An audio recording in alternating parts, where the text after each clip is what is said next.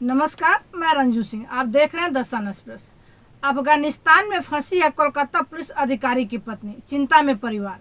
अफगानिस्तान पर तालिबान का कब्जा होने के बाद दुनिया भर से वहां रह रहे नागरिकों के घरों में चिंता बढ़ी हुई है।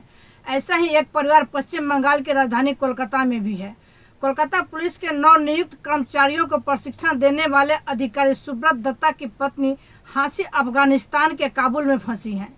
वह अपनी बहन के घर गई थी। इसी बीच तालिबान ने वहां कब्जा कर लिया है। पिछले 3 दिनों से उससे बात नहीं हुई है और वह ऑनलाइन भी नहीं आ रही है, जिसकी वजह से परिवार ने राज्य सरकार के पास मदद की गुहार लगाई है।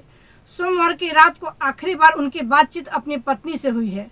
उसके बाद से वह ऑफलाइन हो गई हैं और सुब्रत दत्ता और उनका परिवार चिंता में डूबा है। हालांकि उन्हें पूरा विश्वास है कि उनकी पत्नी सकुशल होंगी। कोलकाता के नागर बाजार निवासी हैं सुब्रत दत्ता। वह काम के सिलसिले में अहमदाबाद में रहते थे। साल 2015 में उन्होंने काबुल की रहने वाली हांसी से शादी की थी। उसका जन्म अफगानिस्तान में हुआ था, लेकिन वे शादी के बाद कोलकाता में रहने लगे थे। शादी के बाद यह पहला मौका है जब सुब्रत दत्ता की पत्नी इस साल जून में अपनी बहन के घर गई थी और उसके बाद से वापस नहीं आ सकी। वह नागर बाजार स्थित अपने घर से रोजाना पत्नी से बात करने की कोशिश कर रहे हैं, लेकिन निराशा हाथ लग रही है। उन्होंने कहा, सोमवार की रात को उनकी आखिरी बातचीत हुई थी। उसके बाद से वह ऑफलाइन है। फिर भी मैं ढेर सारे मैसेज भी किया हूँ, लेकिन कोई जवाब नहीं मिला है।